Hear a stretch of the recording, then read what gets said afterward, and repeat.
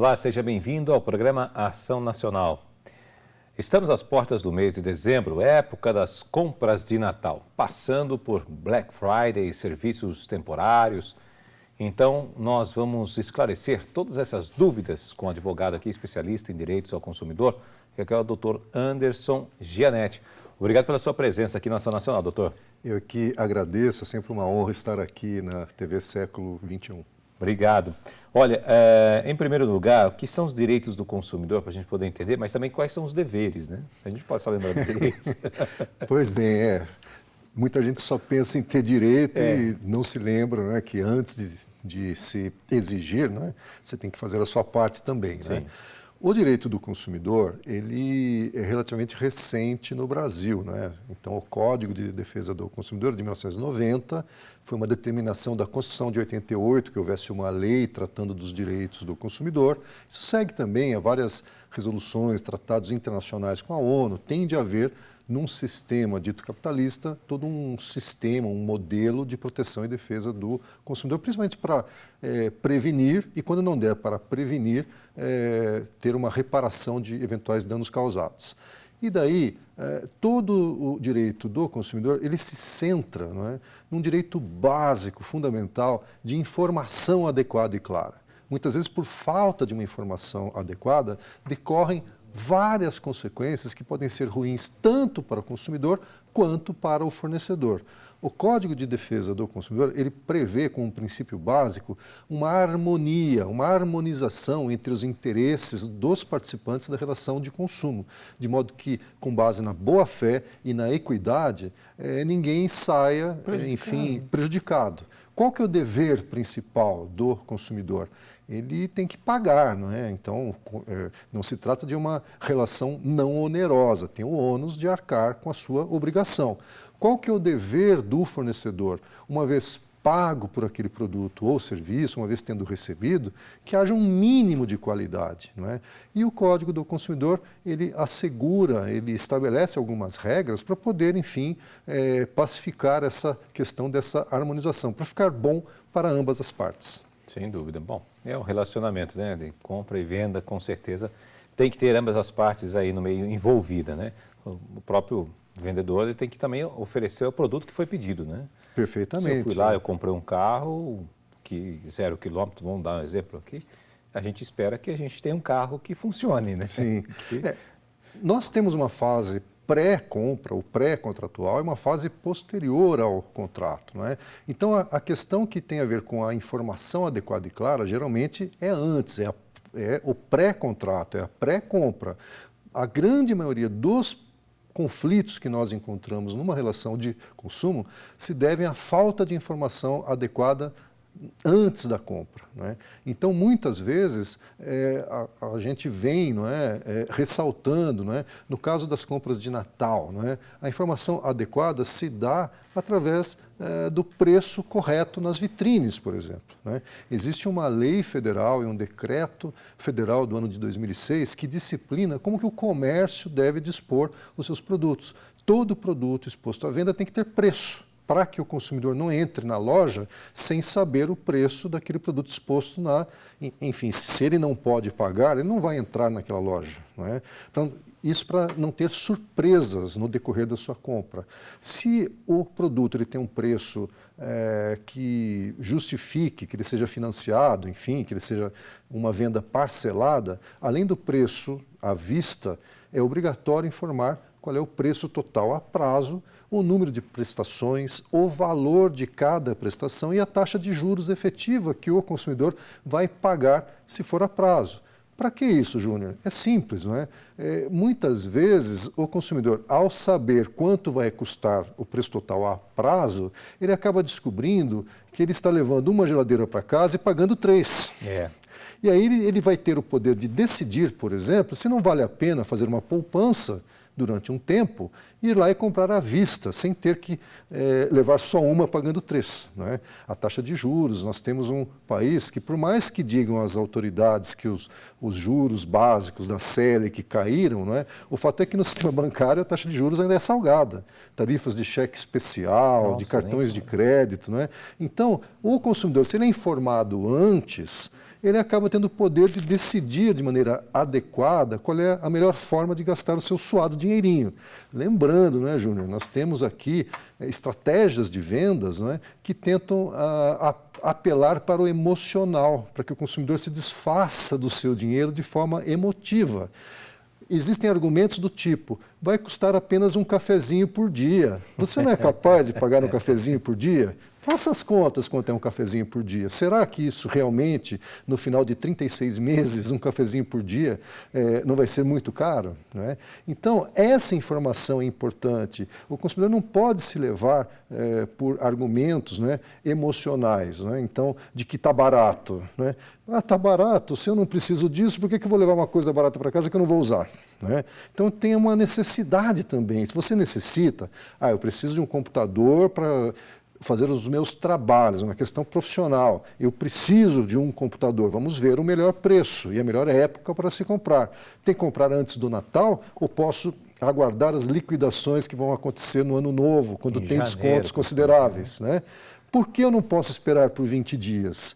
Enfim, eu estou queimou a minha geladeira, eu preciso, a minha não tem mais conserto, eu tenho que comprar uma geladeira. Isto é necessário.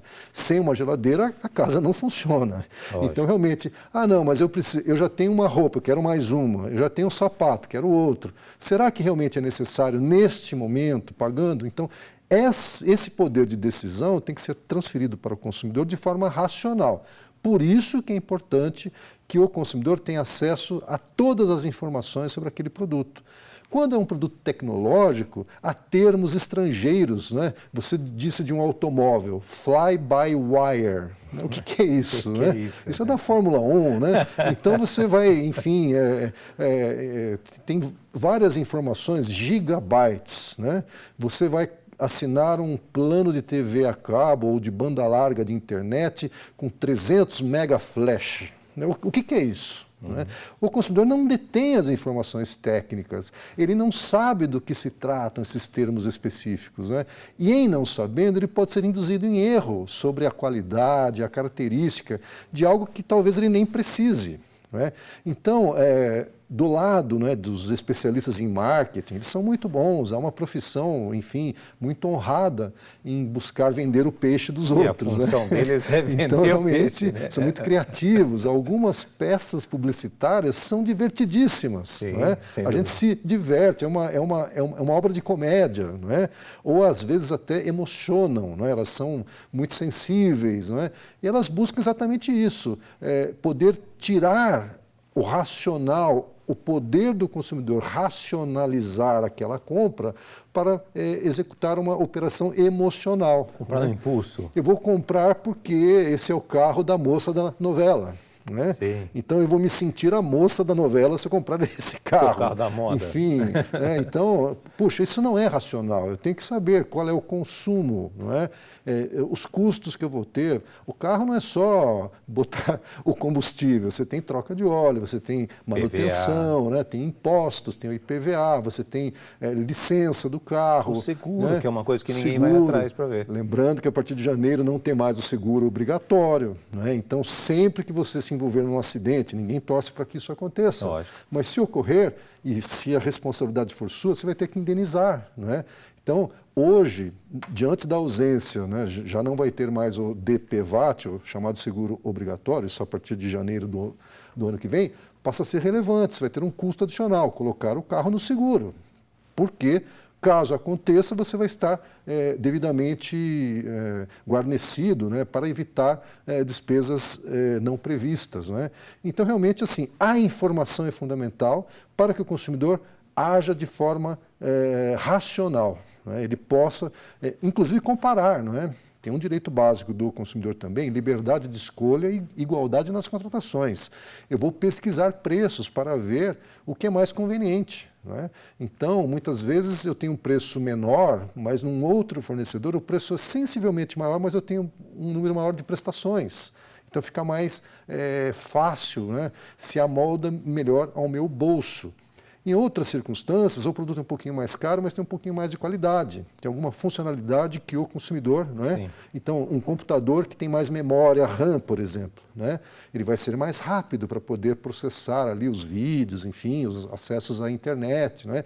Então, tudo isso são informações, às vezes técnicas, que o consumidor tem de ter acesso. Então, é fundamental, seja numa operação de vendas, né, com grande apelo emocional, de marketing, dizendo que são preços baixos, como a Black Friday ou como a Cyber Monday, que vai acontecer agora, ou no próprio Natal, né, também tem esse apelo emocional. A turma esquece do nosso Senhor Jesus Cristo, né, para comemorar, enfim, vamos sair por aí dando presentes, vamos comprar, comprem, né? E muitas vezes se esquece, né, tudo, né? Que ao chegar 2020 vai ter lá IPVA, vai ter lá IPTU, vai ter provavelmente reajustes na conta de água, de luz, de telefone, do plano de saúde, da mensalidade escolar, né? Então, realmente, muitas vezes, né, a informação é que vai, enfim, possibilitar que o consumidor ele seja racional e tenha condições de pesquisar preços e de contratar de maneira, enfim, equilibrada, não é? Com igualdade e proporcionalidade nessas suas contratações. Costumo dizer que o senhor citou uma coisa muito bacana, as pessoas correm lá com o cartão de crédito na mão e vai embora, né? Depois correm na igreja para pedir para Jesus Cristo, pelo amor de Deus, faz novena e vamos lá, eu preciso pagar essa dívida, me ajuda a pagar essa dívida. Nossa Senhora das Graças, me ajude, né? Eu saí dessa dívida. Mas não foi Jesus Cristo que apertou o botãozinho verde lá do cartão de crédito na maquininha, né? Sabe que... Então a gente tem que ter esse raciocínio lógico também das coisas, né? Sabe que a minha mãe, Aparecida Janete, era ministra da Eucaristia lá na Santa Rita de Cássia, né? Sim, aqui em Campinas, paróquia, né? Aqui em Campinas, né? E lá uma das novenas mais, enfim, concorridas é a dos endividados, né? Então, realmente, isso acaba, não é? Porque há imprevistos nessa vida, né? A gente não sabe se vai continuar no emprego, a gente não sabe se vai ter uma complicação de saúde, despesas adicionais, né? O meu irmão, por exemplo, está com 2 despesas pesadas, né? Um filho entrou na faculdade particular e a filha entrou agora na fase de estudos no colegial, no pré-vestibular. Então, tem 2 mensalidades pesadíssimas. Sim, pesadíssimas. Né? Então, realmente, o orçamento dele, enfim, vai ter que sambar bastante ali para poder dançar conforme a música aí da sua nova realidade de, né, enfim, de faturamento de despesas. Aliás, falta um pouquinho para nós a educação financeira, né? Ah, sim, isso deveria ser uma matéria obrigatória nas escolas, na escola, desde o nível fundamental, né? Então, realmente, isso eu creio que seja uma grande limitação, né? As pessoas começam a receber os seus salários e muitas vezes já estão com os gastos empenhados sem ter e acabam aprendendo, talvez, da pior maneira, não é? Que equilibrar o orçamento é uma questão também que deve ser observada. Nesse aspecto, Júnior, nós não temos ainda, que eu tenha conhecimento, em alguma cidade do interior de São Paulo, mas na capital, São Paulo, em alguns, eu sei que aqui nós temos um alcance nacional. Né? Em alguns estados, como o Rio Grande do Sul, existem núcleos de tratamento do superendividamento. Isso é super interessante, viu? Porque muitas pessoas chegam num nível de dívidas que elas não conseguem mais, elas se perdem. Isso se chama superendividado, por alguma razão, não é? Enfim, é aquela pessoa superendividada que ela não consegue nem pagar mais que o salário dela, a dívida que ela tem. Às vezes são consumidores compulsivos, eles não têm controle mesmo. O cartão de crédito é uma navalha, como se fosse a música lá, né? Esses são superendividados ativos, para esses não tem muita solução, exceto mesmo cortar o cartão, enfim, né? Mas existem os superendividados passivos por conta de uma necessidade, um problema de saúde, uma complicação envolvendo desemprego. Muitos mudam de emprego e passam a ganhar menos, por exemplo, ou aumentam as suas despesas e as dívidas acabam não tendo condições, né? Acabam, enfim, se acumulando e ele perde completamente a sua administração. Esse é um trabalho, não é, que já vem aí sendo feito há alguns anos, né, com acompanhamento de equipes multidisciplinares, né, assistentes sociais, advogados, na área da psicologia, não é? E esse acompanhamento multidisciplinar, junto com o Poder Judiciário, não é? Encaminhando propostas para as empresas que são credoras, de formas que sejam viáveis de quitação desses débitos para que esse consumidor volte a ter uma vida normal. Mas aí é necessário, porque quando a pessoa não consegue pagar nada, ela chega praticamente no fundo do poço. Né? Então é necessário esse atendimento multidisciplinar. Eles têm obtido muito êxito, principalmente no estado de São Paulo, aqui através do PROCON de São Paulo e do Tribunal de Justiça do estado de São Paulo, e também no Rio Grande do Sul. Então, vale a pena, quem for desses estados, consulte pela internet Núcleo de Tratamento do Superendividamento. São projetos muito interessantes que ajudam muita gente a sair dessa situação delicada que são as dívidas impagáveis. Com certeza. Expandir isso aí para o Brasil inteiro, né? Vamos esperar aí que isso aconteça. Bom, esse é o Programação Nacional que precisa ir para um rápido intervalo e volta já.